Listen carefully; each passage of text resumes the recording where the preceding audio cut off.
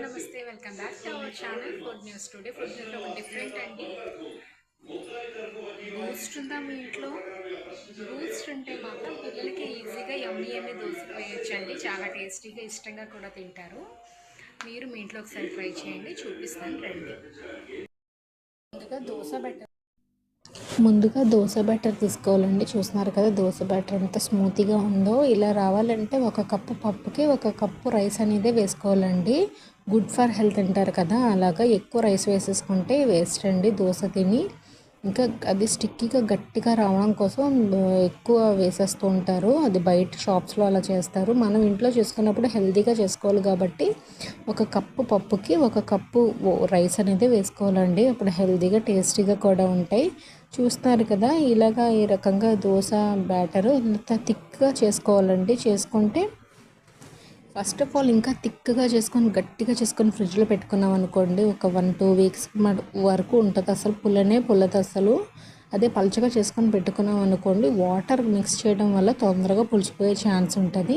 అది గట్టిగా ఉండడం వల్ల పులిసే ఛాన్స్ ఉండదని మనం కొంచెం తీసుకొని మళ్ళీ ఫ్రిడ్జ్లో పెట్టుకోవచ్చు. అలా రకంగా నేనైతే చేస్తే ఒక 2 వీక్స్ అలా ఉంచుతూ ఉంటాను. ఎక్కువ చేస్తాను.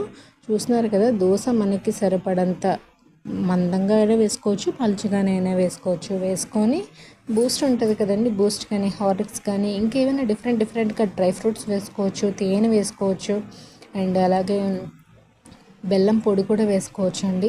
చాలా టేస్టీగా ఉంటుంది. చూస్తున్నారు కదా, పిల్లలు ఇష్టంగా తింటారండి. ఏదైనా అమ్మ ఈరోజు స్పెషల్ ఏంటి అని అడగకుండా మనం ఈ రకంగా రోజు ఒక దోశ వేయచ్చు, అండ్ డ్రై ఫ్రూట్స్ హల్వా వేయచ్చు, అండ్ బీట్రూట్ హల్వా వేయచ్చు, క్యారెట్ హల్వా వేయచ్చు. ఇలాంటి డిఫరెంట్గా వేసుకోవచ్చు అండి.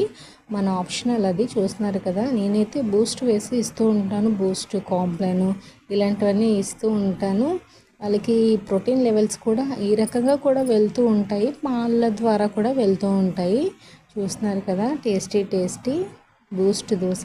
మీరు కూడా మీ ఇంట్లో ఒకసారి ట్రై చేయండి.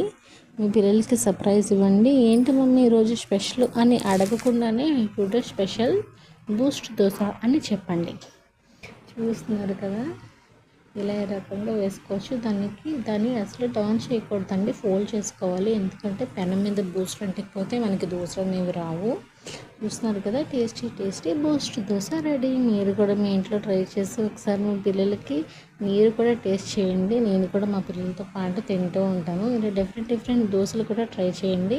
డిఫరెంట్ వెరైటీ రెసిపీస్ కోసం నా ఛానల్ లైక్ చేసుకొని, సబ్స్క్రైబ్ చేసుకొని, బెల్ ఐకాన్ క్లిక్ చేసుకొని మిగిలిన వీడియోలన్నీ చూసేయండి. బాయ్.